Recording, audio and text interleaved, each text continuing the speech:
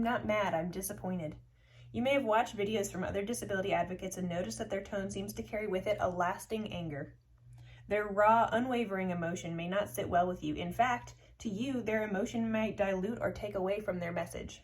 But truthfully, there's a lot to be angry about, and it's more than reasonable to react strongly to the injustices that happen to oneself or loved ones. You might notice that I don't often display that sort of contempt, and it is because many of the injustices that I witness can usually be explained, and note that an explanation is not an excuse. However, I do find much of the wrongdoing and discrimination that I've observed to be traced back to one of two things. Number one, systemic issues. The United States healthcare system is a perfect example. The reason my GP doesn't know how to interact with autistic people is because the systems in place don't prioritize teaching them.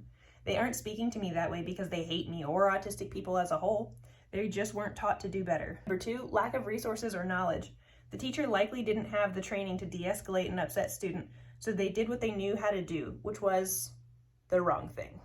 Of course, there are standards with human interaction that we are all more or less expected to uphold.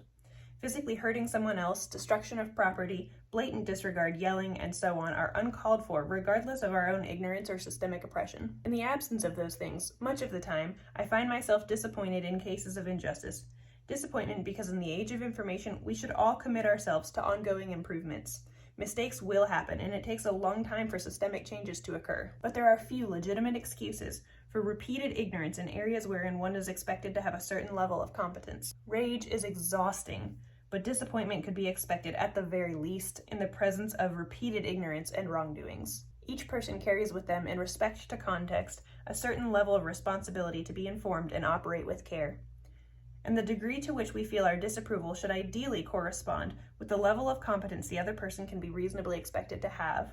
This is why, much of the time, I'm not mad, I'm just disappointed.